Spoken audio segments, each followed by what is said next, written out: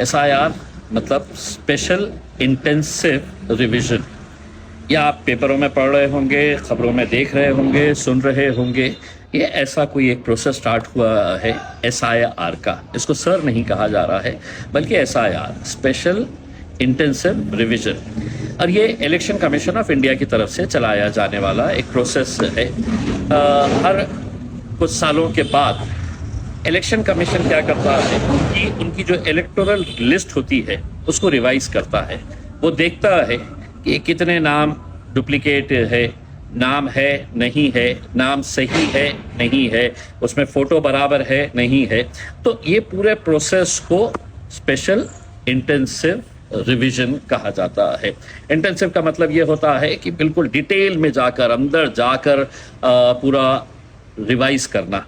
बच्चा जब पढ़ लेता है, साल भर पढ़ता है, तो माँ एग्ज़ाम के दिन कहती है एक मरतबा रिवीजन कर लो, यानी कि जो जो तुमने देखे थे, पढ़े थे, उसको एक मरतबा रिवाइज कर लो। अब एग्ज़ाम में बैठना है तो इलेक्शन कमीशन भी वैसा ही एक रिवीजन करने के लिए जा रहा है।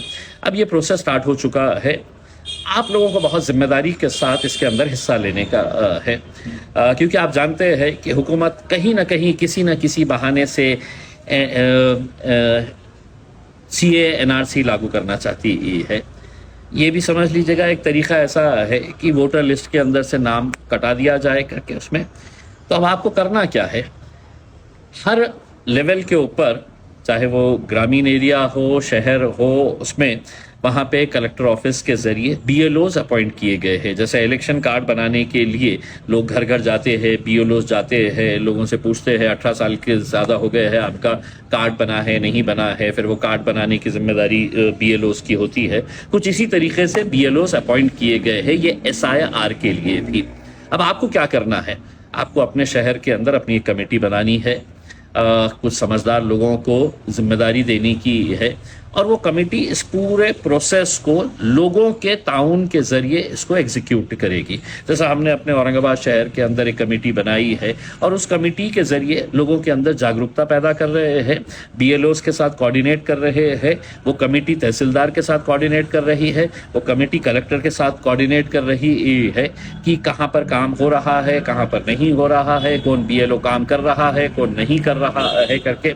अब BLOs तो गवर्नमेंट ने अपॉइंट कर दी है, आपको क्या करना है, आपको BLAs अपॉइंट करना है।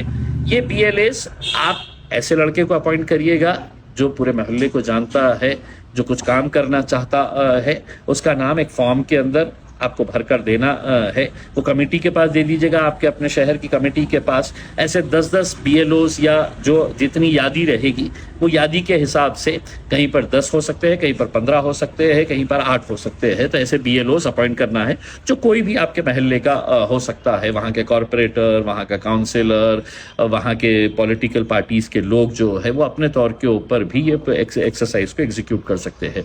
अब ये SIR है क्या, तो गवर्नमेंट ने क्या किया है कि 2002 की जो हमारी इलेक्शन की लिस्ट थी, 2002 की, वो इलेक्शन लिस्ट को निकाला उन्होंने, और वो इलेक्शन लिस्ट को निकाल के उसको है तो एक डेटा के तौर के ऊपर, उसको एक फाइनल अथॉरिटी के तौर के ऊपर देखा जा रहा है।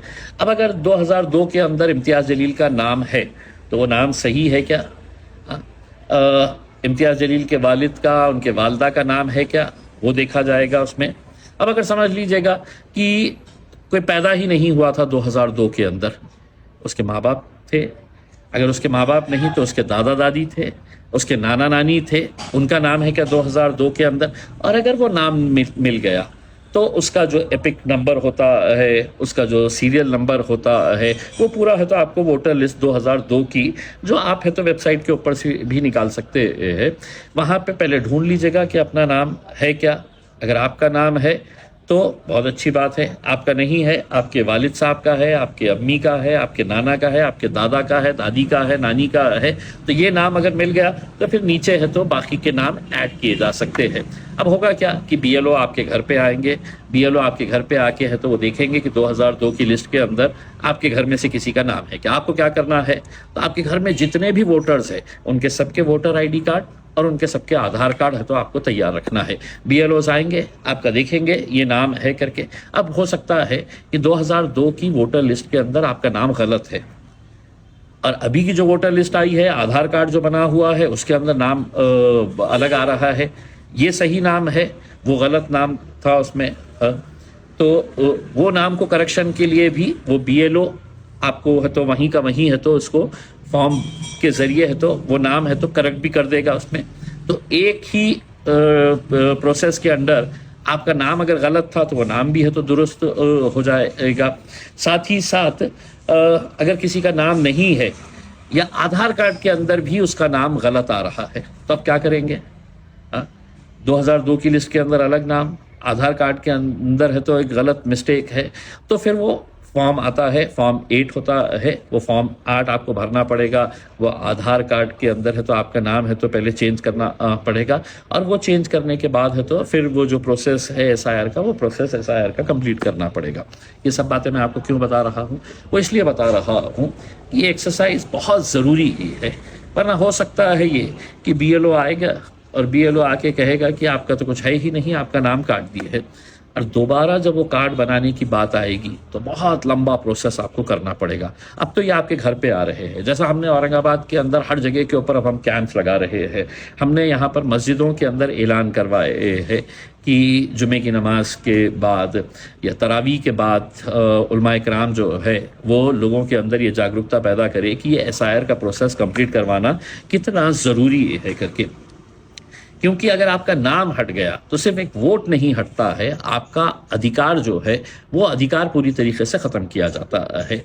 और हुकूमत जो है हमको वहीं पर ले जाना चाह रही है। हुकूमत जो है वो किसी न किसी तरीके से ये कोशिश कर रही है कि किसी तरीके से इनका नाम कट जाए, इनका नाम कट जाए, ताकि आने वाले वक्त के अंदर उन्हें आसानी हो सके है। हमें गफलत में नहीं रहना है, हमें पूरी जिम्मेदारी के साथ, और मैं इस वीडियो के ज़रिए तमाम शहरों में मजलिस के जितने ज़िम्मेदार हैं उन सब से अपील कर रहा हूँ, अपने अपने तौर के ऊपर ये एक्सरसाइज शुरू करें, कमिटीज़ बनाए और कमिटीज़ के ज़रिए ये काम को अंजाम दे। अब ये बहुत बड़ी एक्सरसाइज है और वक्त कितना दिया गया है? 31 मार्च 2026, यानी कि मुश्किल से आपके पास 1 महीना है। ये 1 महीने के अंदर आपका वो मैपिंग करने का है। जो BLO आएगा आपके पास और BLO आके 2002 की लिस्ट के हिसाब से आपको मैपिंग कर देगा, आपका आधार कार्ड के साथ उसको मैच कर देगा। तो ये सिर्फ आपके पास 1 महीना है। 1 महीने के बाद फिर उसका सेकेंड फेज स्टार्ट होगा उसमें। लेकिन अगर आप 1 महीने के अंदर अगर अपनी मैपिंग नहीं कराए तो आप सेकेंड फेज के अंदर जा ही नहीं सकते हैं। फिर आपको इंतज़ार करना पड़ेगा कि गवर्नमेंट कब करेगी, कैसे करेगी करके उसमें। तो ये सब चीज़ें बहुत जिम्मेदारी के साथ आप सभी लोगों को करना है। यही अपील करने के लिए मैं आया हूँ कि SIR को आप सभी लोग संजीदगी से ले। जो जिम्मेदार है शहरों के, गाँव के अंदर, वो भी अपनी जिम्मेदारी को समझते हुए लोगों के अंदर जागरूकता पैदा करे। और तमाम कमेटी के लोगों को मैं ये कह रहा हूँ, अपने अपने मोहल्ले के अंदर, अपने अपने गलियों के अंदर लोगों को आगाह करें कि ये काम आपकी जिम्मेदारी है कि आपका नाम उसके अंदर रहना। वरना हो सकता है कि आने वाले वक्त के अंदर सारा खेल जो रहेगा वो कागजात का रहेगा, डॉक्यूमेंट्स का रहेगा। और हुकूमत तो बार बार ये कह रही है तुम्हारा जन्म दाखिला है, बताओ, नहीं है तो तुम, कोई कहता है कि तुम बांग्लादेशी है, कोई कहता है कि तुम पाकिस्तान से आए हुए है करके। वैसी नौबत ना हो, इसलिए अभी से ही अगर हम जागरूक हो जाए, अभी से ही हम अपना थोड़ा वक्त निकाल कर इसके अंदर इस काम को अंजाम दें, तो यकीनन आने वाला वक्त हमारे लिए और आपके लिए, सबके लिए बहुत आसानी का रहेगा। बहुत बहुत शुक्रिया।